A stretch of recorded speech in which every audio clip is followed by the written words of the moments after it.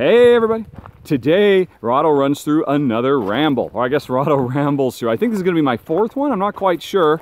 I have to admit, I've kind of lost track of all time and space during this extended sojourn here in Belfair, living with my wife and my mother and our dogs all in our tiny little cabin out here in the woods. And so I have gotten away from them all again by walking the dogs. And we're going to ramble a bit. What I'm going to do today is a little out of the ordinary. I'm going to do a top 10 and only you ramblers will get to see it. And because the audience for this video is going to be a little bit smaller than normal, I'm going to cover a topic I would not normally ever do. What is it, pups? Oh, and Gert's having a poo. Alrighty, I'll have to pick that up on the way back because I only got two hands, folks. Anyway, and I should be done with this by the time we're coming back. Let's see. A first Rahdo runs through there. Actual dog poo on camera. Anyway, so it's going to be top 10 overrated games. Because actually I saw the recent Dice Tower top 10 overrated they did. Or no, I heard it on their podcast and it sounded like fun. And you know, normally I just don't want to talk, I don't want to speak ill of games in the public arena. But this is a smaller, more intimate setting. And so I figure, what the heck? Let's go on ahead and let you know where I just don't get it. I mean, I do get it. I understand why these are big games, but I just don't think they're quite as good as everybody makes them out to be, and I'm going to tell you why. Starting with my number 10. I've got my little cheat sheet right here in my other hand. Yeah, there it is. Starting with my number 10. Oh, Takenoko, which is a game you'll probably never see me do a run through of. Unfortunately, folks, sorry about that for people who would like to see it. And I guess this is at the top of my list, the least overrated, because I do have to remember, this is a game for kids. This is a game for families. It's a super duper featherweight, super light game about you being a royal gardener trying to tend to bamboo to make it grow so that the royal panda will be well fed. And you're moving the gardener around, you're moving the panda around, you're trying to get the right types of bamboo to grow. I have to admit, when we first got it, I so loved the idea and I wanted to love the game. Jen and I actually played it several times because this was years before I was doing Rahdo runs through.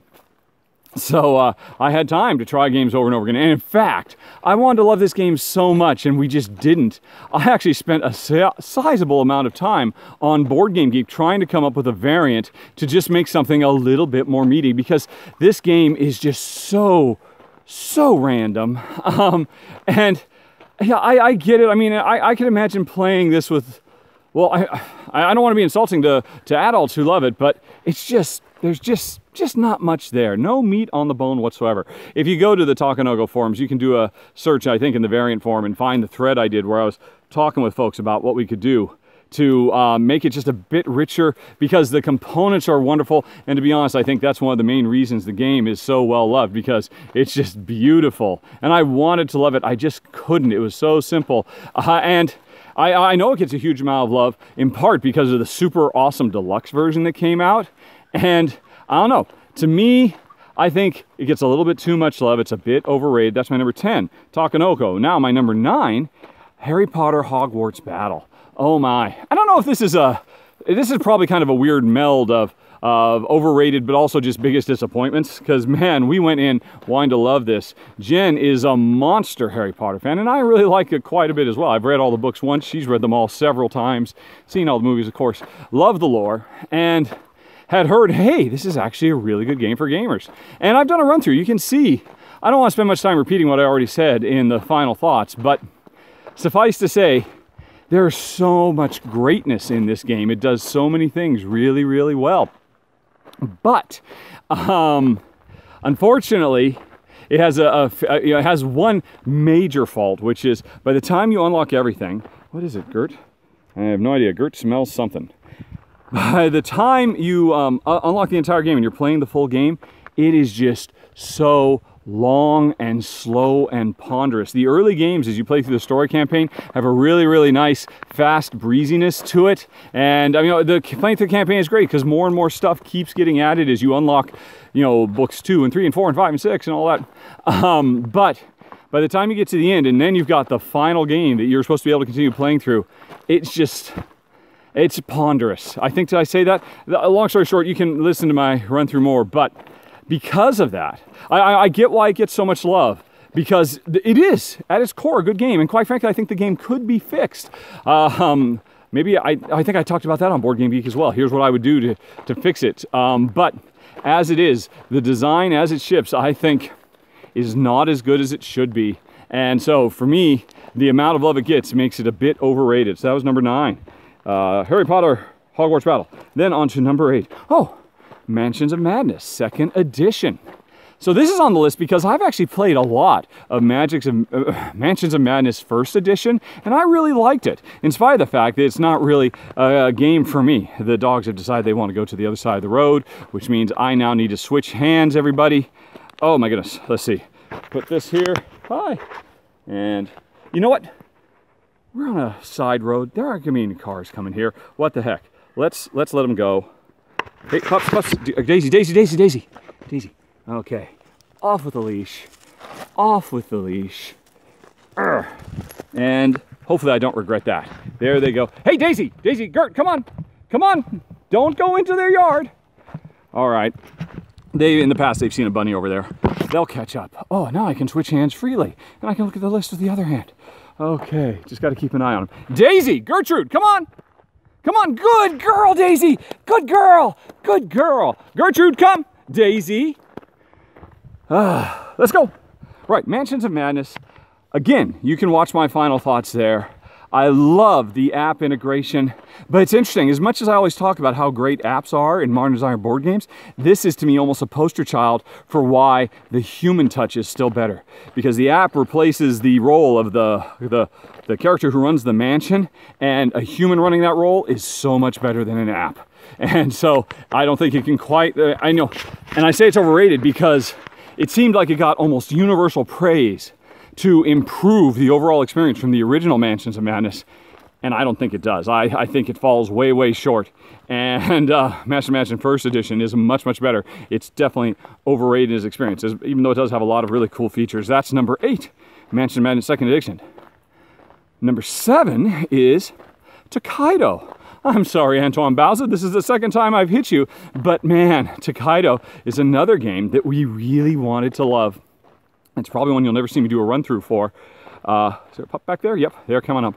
The problem with it is, it's beautiful. First of all, it's beautiful. It's gorgeous, of course. And again, this is another one where I think it gets so much love and ranks so high in large part because of the presentation and all that, not because of the gameplay. And then, of course, it's also gotten a really beautiful deluxe super edition that's just stunning. But my problem with the game is, let's see, how are you doing? Oh, yeah, look at them. Scampering and having fun. This is a much more pleasant walk for them. Okay, I don't even know if you could see that, but anyway. Oh yeah, so the problem with it is, it's a time track game, like Glenmore Thieves or something like that, but it's so poorly, set up for 2-player. Because in a time track game where, hey, if I make a really big move, and that means my opponent, I have to move really far forward on a time track, and that means my opponents will get lots of little moves, the problem is, in Tokaido, you are so harshly penalized as a 2-player game for making a really gigantic move. Because your opponent, your only opponent, will make tons of little moves. Now, with more players, that won't happen. It's just, if I make a really big move, my opponents will each maybe get to make 1 extra move. But it's really unfortunate. Oh, there is a car coming. Let's go ahead and go back over here. Let's see here. And try to keep them out of the road, because neither of these dogs are very car smart. But that thing up there is coming really slow, so I think it's okay. Plus, I think they just went down this little side road. Hey, Daisy! There she is, look how cute! Anyway, and there's Gert. Good pups. Hey, pups, come here. So, as I was saying, oh, yeah, this is a Ramble. Did I say it was a Rahdo Ramble? Right, so, in this game, as a 2-player game, Jen and I found we would always just make the tiniest baby steps because it just didn't make sense to make the big jumps like you would in a Glenmore or something like that. Again, really easy thing to fix. I just don't think 2-player was a very high priority in this game, and it's heartbreaking. I don't think, as a 2-player experience anyway, that Tokaido lives up to its hype. It's a bit overrated. Then we go on to number 6. Oh, Tales of Arabian Nights. What is this guy doing? Is he stalking me back there? I don't know, can you see him? I think he's like matching his speed to me. But anyway, Tales of Arabian Nights. I so wanted to love it. I love the idea of it. Hey, there's a game, but the game is supplemented by this big storybook with all kinds of really cool, fun adventures and whatnot. How great is that going to be? And then we played it, and it was not great at all. The problem is, there's just no game there at all. It's just a random story snippet generator with absolutely no meaning to your decisions whatsoever. We were really, really let down by this game, and yet it still gets so much love from so many people. And I think that's because at the time it was the only game in town. You know, back 10, 15, whatever, 20 years ago, whenever it came out, there was nobody else doing these big elaborate storybook games. But still, its popularity persists to this day, and I don't think it earns it when you compare it to Agents of Smersh or the recent games that Ryan Lockett has done or this War of Mine. It's just, it doesn't live up to it. It is way, way overrated.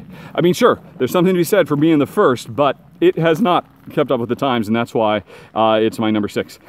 Tales of Arabian Nights. And okay, they've just completely stopped. We'll just keep walking this way. Number 5. This is going to be a bit contentious here, but I gotta say Terraforming Mars. It's a great game. I believe it's in the Board Game Geek top 10 of all time right now, and I understand why. There's a lot of really great elements to it.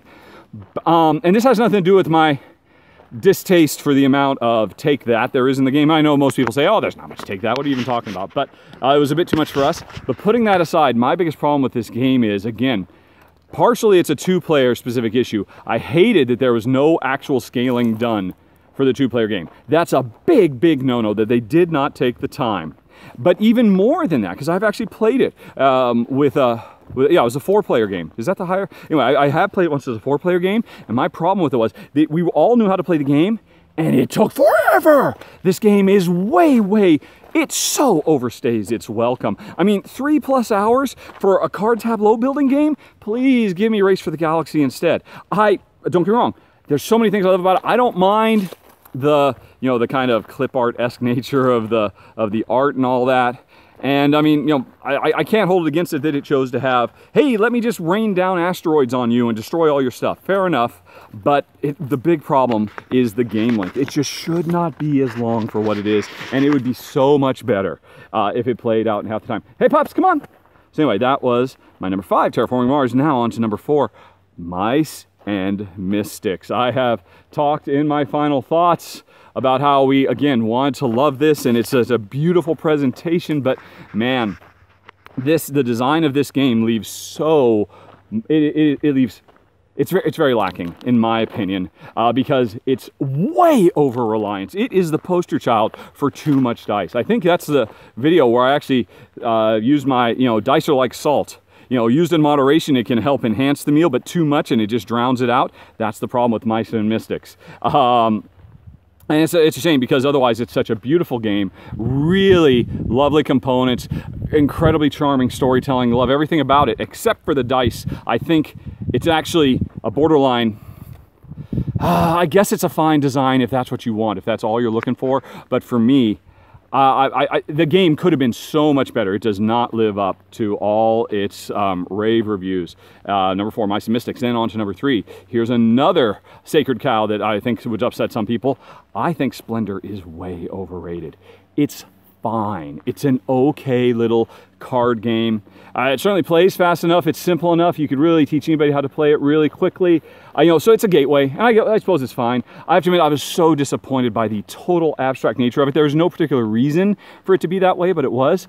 But the thing is, it's just okay. It's I guess a nice introduction to engine building games, but I mean, there are so many better examples for that. I just think it's way overrated. And I honestly believe in my heart of hearts, the reason it is so well loved is because of those poker chips. Again, it's a case where the quality of the presentation has elevated it higher than it otherwise deserves to be. I'm not saying it's a bad game. I'm not saying any of these games are particularly bad. They're just not, they're just a bit overrated. And certainly, in my opinion, number 3, Splendor is. Then on to number 2, Star Realms.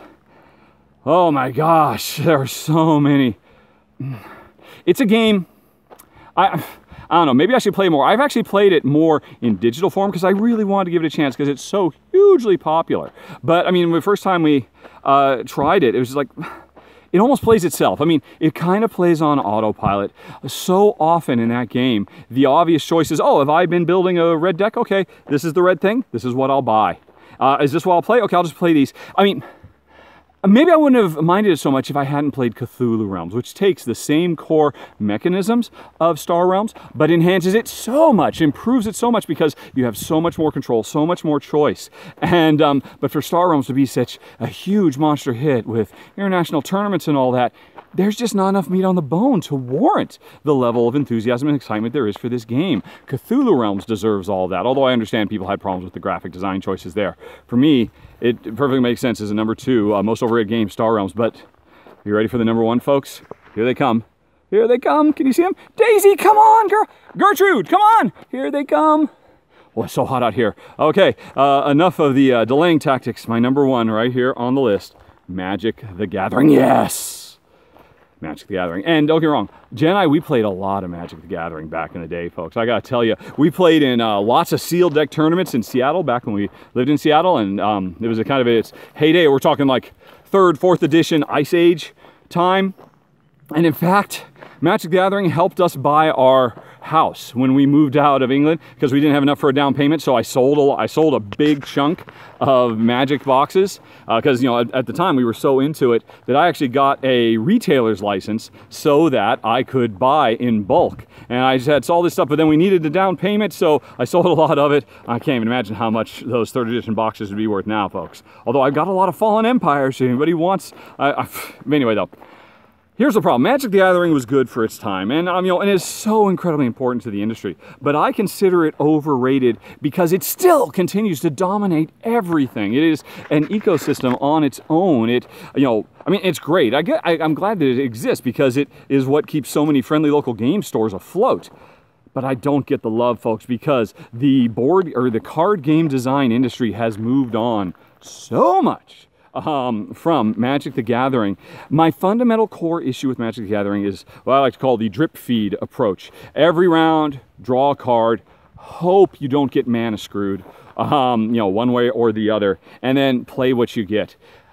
You know, I compare Magic the Gathering to Dominion, and Dominion is so superior in terms of speed, velocity, control, decision-making, all the rest of it, compared to Magic the Gathering, which most of its decision-making comes from weird Byzantine little interactions between cards, which is fine, there's nothing wrong with it, but man, I think the biggest problem with Magic is there should not be mana in the deck at all. Instead, you should be able to play cards to, you know, as mana to cast other cards. You know, a much more modern conceit. So, because any game that includes in the core rules mulligans, which is to say, oh, you start the game, you draw your first hand, and if it's so terrible that you're ruined and you've already lost, you can go on ahead and reshuffle and try again. And you get to do that, whatever, I forget what the mulligan rules are, it's been so long. The existence of that, to me, is a prime indicator of the weakness of the core design. And I mean, there's nothing to be done about it now. Magic is what Magic is, and it must always be, but it has been so enhanced and so improved upon, it does not deserve to live on its pedal. Don't get me wrong, I wouldn't want to tear it down, because you know, it's a financial juggernaut, it's a behemoth. I mean, a lot of people's livelihood depend on it, but still, I think Magic the Gathering is a bit overrated. And there you go, folks. That's my ramble for the month. I gotta go find the pups now. So thanks for watching. I'll be back next month with another ramble. Talk to you later. So long. Bye-bye. Okay, hey, guess what I just learned as a little postscript? These girls don't respect me. Because Jen and I, we've gone up and down this road, you know, every 2 or 3 days ever since we've been here doing our daily runs. Yes, folks. I am a runner now, which I never thought that would have been possible. But anyway, so, and you know, we let them off the leash and they stick with us. There's no real cars going up and down this road, so it's been safe. And I thought, oh, this would be fine. Just let them off, no big deal. Turns out, yeah, they're only going to stick around if Jen is here. If Jen's not here, they'll just disappear into the brush chasing after rabbits and you'll never see them again. Fortunately, don't worry, they are safe and sound. They're ready just to get back home and have some water, but I was a little nervous there for a sec, but like I said, everything's fine. And I want to say once again, thanks for watching. Thanks so much for supporting the show too, since you're a patron, if you were getting to watch this ramble. And oh, by the way, apologies if I kind of you know, ran a dagger through your favorite game. I'm not saying any of these are particularly bad games. I just don't think they're as good as they should be, considering how hugely impactful and popular they are. I guess they're all fine. But yeah, sorry, I'm repeating myself now. I have a tendency to do that. I find I'm doing that all the more now that I'm living with my mother, and it brings it out in me because she's the one I got it from. But okay, this is now way rambling off topic. So once again, I'm going to say thanks for watching. See you next month. Have a nice day. Talk to you later. So long. Bye-bye.